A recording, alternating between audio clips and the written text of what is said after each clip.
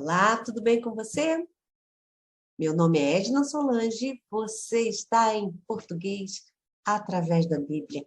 Seja bem-vindo, é uma alegria ter você aqui, volte sempre. Hoje nós vamos falar sobre os erros que se cometem por não se reconhecer o sujeito da oração. Que erros são cometidos se eu não reconheço o sujeito da oração? Vamos falar sobre isto. Quero te mostrar como não cometer mais estes erros. Fica comigo até o fim, que eu tenho, assim, esse assunto, ele é maravilhoso, eu tenho aqui muita coisa boa para compartilhar com você. Ok? Hoje o papo é muito sério. Hoje o papo é muito sério, mas bem divertido também. Sujeito versus concordância. Aqui a nossa amiguinha diz: verdade, amiga. Os erros cometidos por quem não sabe identificar o sujeito da frase. Vamos ver os erros mais cometidos por quem não sabe reconhecer o sujeito da frase. Vamos ver. Tan, tan, tan, tan. Quais são? O que vem por aqui? Que erros podem ser cometidos? Você sabe? Se o sujeito não for reconhecido adequadamente? Gostaram aí da cortininha? Esse vídeo é bem lúdico. Fica comigo, vamos seguir. Vários equívocos certamente. Porém, qual é o mais grave? O mais grave aqui. O mais grave é o erro de concordância verbal, e muita gente comete esse erro, pois a relação estabelecida entre o sujeito e o verbo é o que se chama de concordância verbal. O verbo precisa estar flexionado de acordo com as características do sujeito. Eles precisam conversar, com algumas exceções, raras exceções. Normalmente, isso precisa ser respeitado. A concordância verbal é essencial para que haja um bom entendimento da mensagem que você almeja transmitir. Vamos começar aqui os exemplos. Os 4 amigos do paralítico o ajudou. Está certa esta frase? Ou, os 4 amigos do paralítico o ajudaram. Frase A ou frase B? Vamos marcar aqui algumas coisas. Vou aqui no destaque. Descobrir o sujeito. Como se descobre o sujeito? Eu pergunto ao verbo quem é que ou o que é que. Quem é que ajudou o paralítico? A resposta, os 4 amigos. Os 4 amigos. O ajudou? Não. A concordância do verbo não está conversando com o sujeito. Não está tendo nenhum ajuste, nenhuma relação boa, nenhuma boa relação, porque está completamente errado. Então, é a B. Opção B. Os 4 amigos do paralítico o ajudaram. Os 4 amigos, sujeito no plural, o verbo também no plural. Sujeito simples e claro, com o núcleo amigos. Amigos é um núcleo, no plural. Ajudaram ele. Ele quem? O paralítico. Então, opção B, os 4 amigos do paralítico o ajudaram. O sujeito e o verbo estão conversando, estão flexionados no plural, tudo certinho como deve ser. Vamos em frente. De novo com amigos. Os 3 amigos de Jó, lembra do texto de Jó? Eu sempre estou fazendo referência aos textos da Bíblia. Os 4 amigos, agora os 3 amigos de Jó ficaram calados ou os 3 amigos de Jó ficaram calados? A ou B? Quem é que ficou calado? Os 3 amigos, mas não é calado, são calados. Ficaram calados. Essa locução verbal aqui. Então, tá tudo certo. Opção A, os 3 amigos de Jó ficaram calados. Sujeito e verbo, no caso aqui, locução verbal, combinando, concordando, tudo certinho. Vamos seguindo aqui. As 3 mulheres foi ao sepulcro. Opção A aqui, nem coloquei. Opção A ou opção B? As 3 mulheres foi ao sepulcro ou as 3 mulheres foram ao sepulcro? Sepulcro. As 3 mulheres foram ao sepulcro. Sujeito no plural, verbo no plural. Simples assim, tudo combinadinho. Ó, qual opção está correta, meu amigo? Temos aqui 3 opções. Qual opção está correta? Ou quais opções estão corretas? Pode ter mais de uma, sabia? Vamos ver? Existem algumas razões. Aqui há um deslocamento sintático, porque o sujeito está depois do verbo, mas eu fiz isso com um propósito aqui para ver se você vai se confundir. Algumas razões existem. O que é que existe? Algumas razões. Então, a opção B está correta. Algumas razões existem. Sujeito, sim, claro, ele tem sujeito. Deve ser pluralizado, deve ser flexionado para o plural. Há algumas razões. Aqui algumas razões não é sujeito. É objeto direto. O verbo haver, no sentido de existir, não tem sujeito. Sujeito inexistente. Aqui algumas razões é o objeto direto e não o sujeito da oração. Está correto também está correto, mas não é o sujeito, tá certo? Há algumas razões. Também está correto. Correto. Ok? Podemos seguir? Alguma pergunta, alguma dúvida? Deixa aí no comentário. O coração delas está em festa. Olha aqui como as amigas estão felizes. Ou os corações delas estão em festa.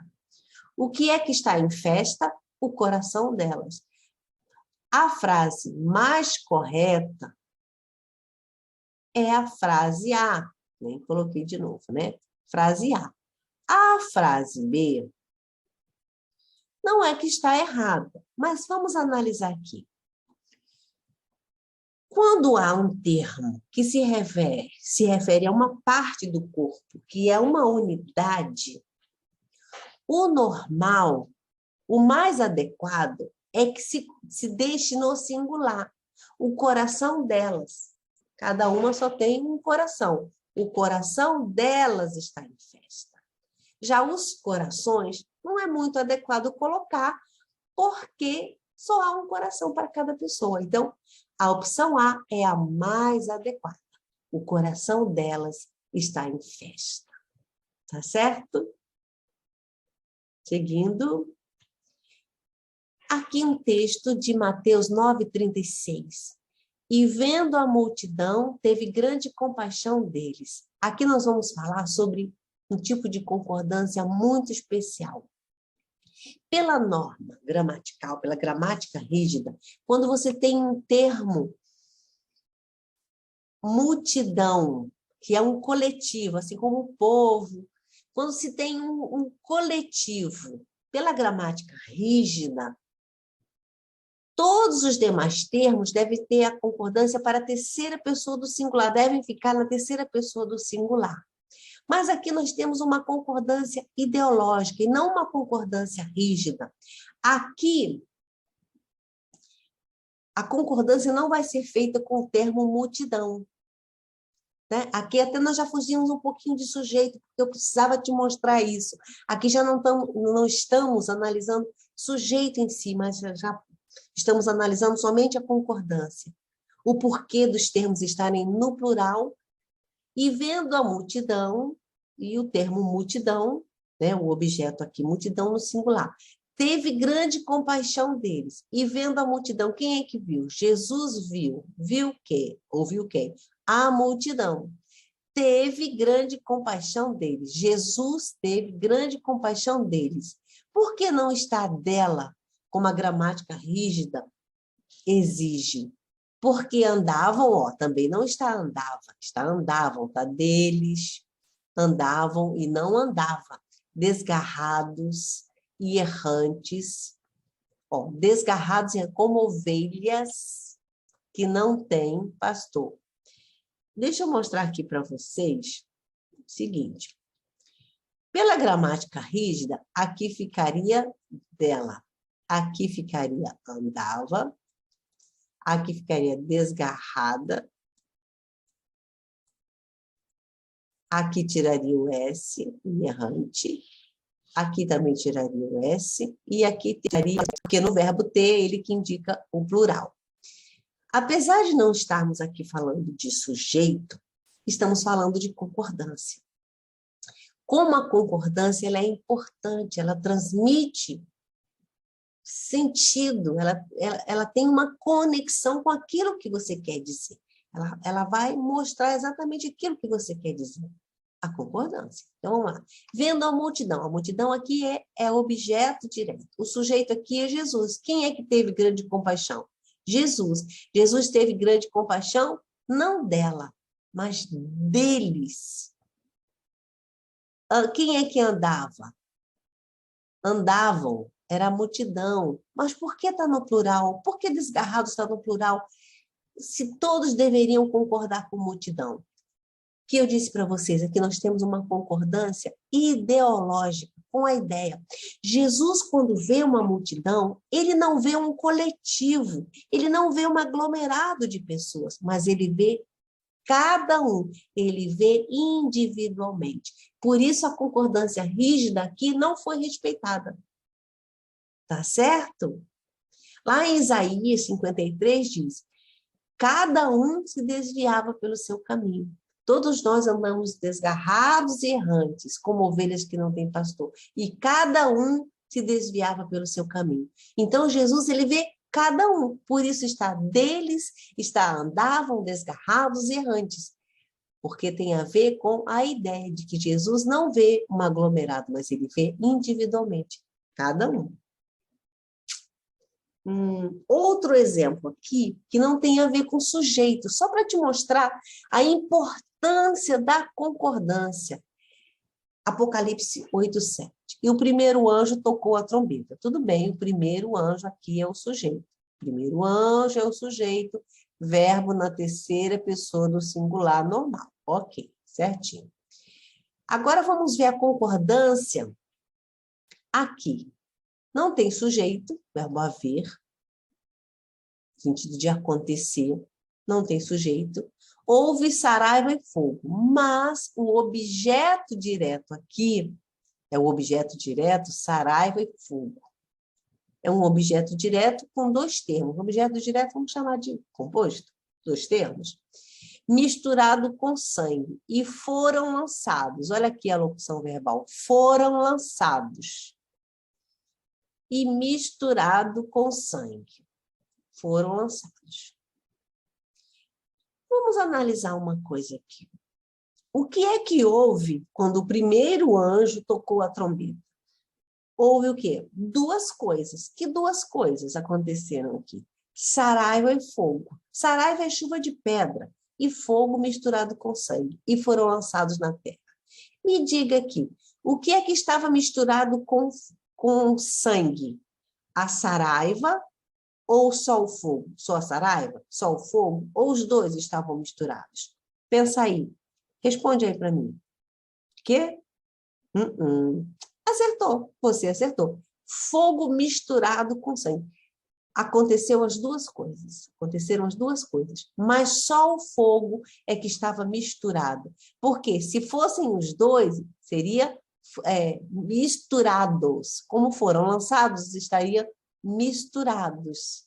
Porém, está no singular, concordando com o termo mais perto. Aqui já é concordância atrativa. A concordância é feita com o termo mais perto. Isso também acontece no sujeito. Mas isso é um outro vídeo. Se você quiser que eu fale sobre concordância e os tipos de concordância, deixa aí a tua sugestão. Fala comigo aí nos comentários, tá certo? Assim, chegamos ao final aí do nosso vídeo. Quero deixar aqui um recadinho para você. Eu vou deixar o link aqui na descrição da Hotmart, onde eu tenho um e-book sobre 10 tipos de sujeito mais um. Então, se você quiser dar uma olhadinha, acessa o link que eu vou deixar para você aqui nos comentários. Tá certo? Acesse o link e aí você pode adquirir este e-book, que lhe será muito útil. Faça isso e você vai gostar demais. Volte sempre, se inscreva no canal, tá certo? Deus te abençoe.